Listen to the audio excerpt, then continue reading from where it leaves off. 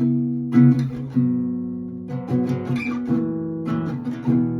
welcome back to Albums That Made Me. I'm Sarah Wolf, and today we are checking out God by Rebecca St. James. So if you weren't into Christian music in the 90s, maybe you've never heard of this album.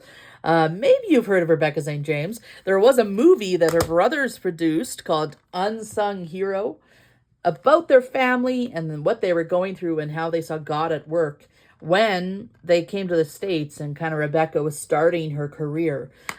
This is a great movie. Even if you're not a Christian, you're not into religious stuff, I enjoyed this movie. I know that sometimes Christian media can not be great, but this is actually a pretty good, well done movie, and kind of showing you the struggles they went through as a family, and how they came out in the end.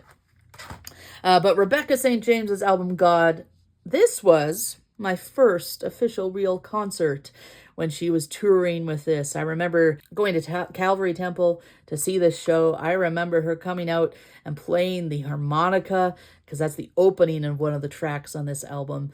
It was a great time, great experience. She has a great voice and is a great musician. When she put this album out, she was 18 years old, and it came out in 1996, so it's aging me again. This was her third album. She had one that she had put out in Australia, and then she had one that came out in America and Canada here. And then this one, I think, is the one that really blew her up and really made her a well-known artist, especially in the Christian market. But even in the regular market, on the Billboard 200, she reached 200 with this album. So let's look at it a little bit. So we got a nice picture, her looking a little thoughtful in the front here. A cool label maker kind of design going on. I have one of those label makers. I could make this album myself. And then on the back, we got a nice smiling picture of her, the track list, and the track list and a little bit of information about producers and things like that. This came out on Forefront Records, which was a pretty new label at that point, and put out a lot of great music back in the 90s and early 2000s.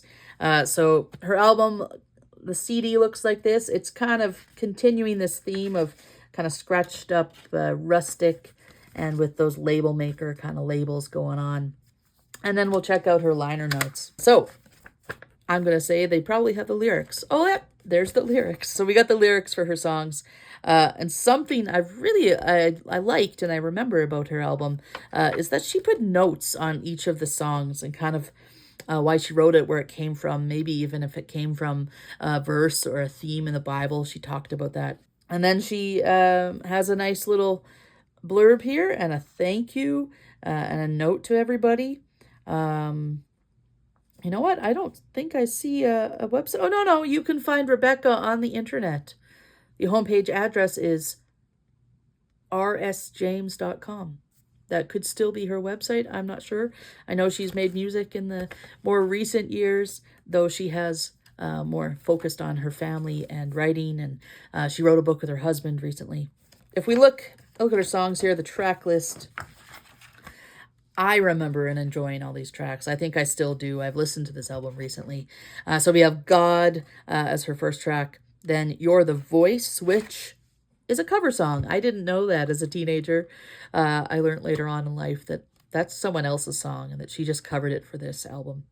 Then she has a song, You Then Me, Speak to Me, Abba Father, Me Without You, That's What Matters, Carry Me High, A Cold Heart Turns, and Go and Sin No More. I think there's also a song on a psalm in here, but it's not listed on the track list, but I see it listed in the notes here. So kind of rocky, rock pop kind of songs, some ballads. There's one that's like a poem that she just speaks a poem over some music, but a nice variety of music. So tracks that I remember or that stand out to me, God for sure was one of them.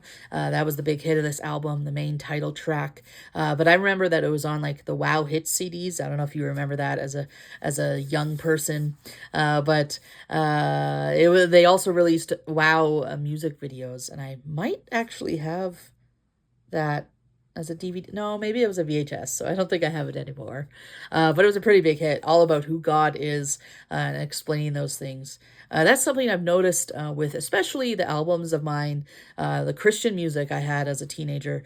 There's a lot of themes and a lot of good content and information and things I know and remember because of the lyrics and because of the content of the albums. And so songs like God, You Then Me, saying like we don't have to be first, I don't have to be first in line, I can allow someone to go ahead of me, especially God and his plans go ahead of my plans. The idea of that song, the idea of Me Without You, one of her songs, just like without God I'm like a ship without a rudder. I'm like a child without a mother. All these things that rhyme, showing our need for God and who He is in our life. But all the songs in here, I'm sure if I were listen to it again, they would just flood back with memories of listening to it and being at that concert. Me Without You is the song that starts with a harmonica, and I remember her coming out in her concert. I think that was the first song that she played in the concert that night. But yeah, if we go with let's look at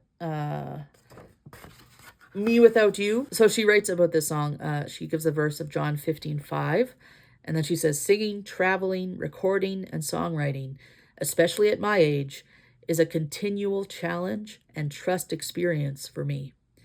All the time, I'm learning that I'm nothing without Him. Apart from me, you can do nothing, that Jesus said. And so that's what that verse is that she gives. So she gives a little explanation.